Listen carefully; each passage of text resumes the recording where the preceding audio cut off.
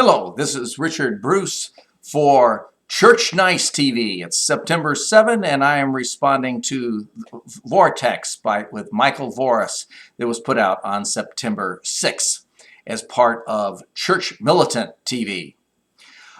Voris says that our government takes the position that it doesn't matter what church you go to. No, our government, the government of the United States, doesn't say it doesn't matter or that it does matter. It doesn't say anything about the topic. Our government gives us the freedom to go to whatever church we think is best. Of course, it matters. It may well influence where you end up for all eternity. But God gives us that freedom to make choices. He gives us free will. That is His decision, and the United States government respects that decision made by God to give us freedom. Since God has decided to give us that freedom, that horrible freedom in a sense, to accept Him and His truth and His church or reject Him and His church, our government goes along with God's decision and also respects our freedom. It's a very good policy. After all, in some sense, it was originally God's policy. Now,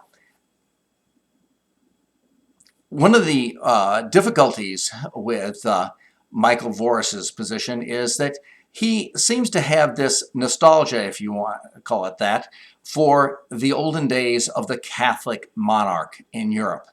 Now, the Catholic monarchs of Europe, quite frankly, caused a lot of trouble. They were constantly meddling in church affairs, and that was particularly true if, like Michael Voris, they were very devout.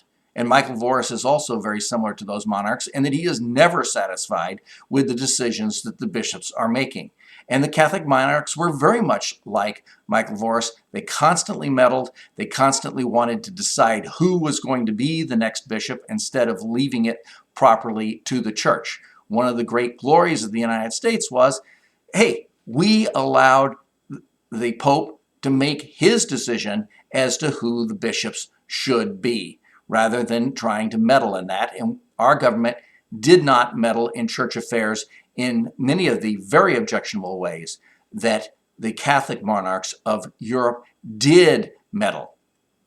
Now, Voris and many other Catholic commentators are predicting imminent disaster for our civilization, and they have been doing so for decades and decades of this. It's been going on. And of course, it doesn't necessarily look all that good for us as a church when we have our leaders running around making predictions that don't come true. There seems to be little evidence of our civilization falling apart. There are about 30 industrial democracies around the world, countries that are considered to be developed by the World Bank. That means $12,000, $13,000 a year per capita income or higher, and free according to Freedom House. And how many of them failed and became dictatorships last year? 0. And the year before that, 0. Well, actually, countries in this category have never really failed. I mean, I'm talking about industrial exporting countries with per capita gross national product, say, over $12,000 a year. The closest might be Nazi Germany when Hitler took over, but that was per capita gross national product of about $6,000 a year, about half that level.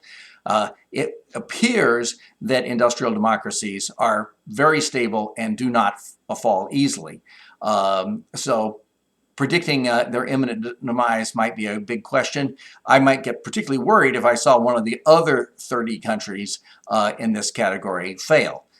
So the nice thing is that good chance when the failure comes, it won't be the United States. On the other hand, we have to admit that China is rising, could be a possible replacement, and of course, Islam population is growing very rapidly. But of course, if China replaces us, gosh, that doesn't look like much of a victory for the cause of God, because they stand for atheism and radical anti-life policies, the one-child policy.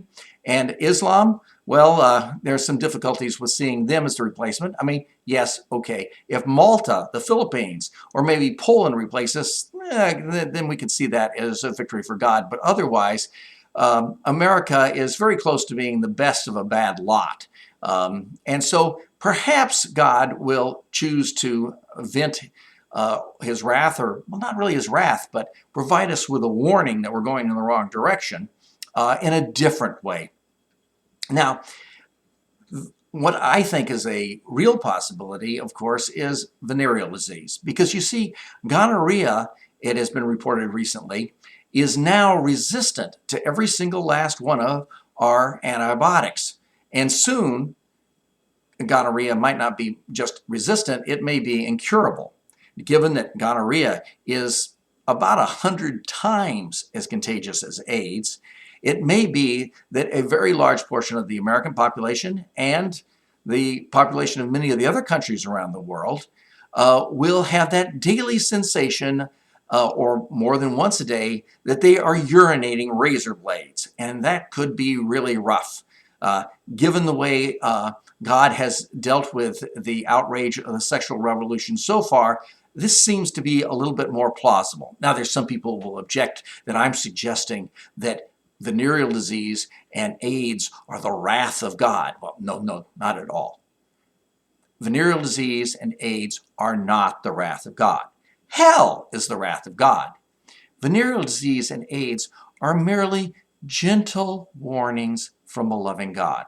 Well, this is Church Nice TV, Richard Bruce, signing off. Give me a thumbs up, and how about a comment and link if you can. Okay, bye.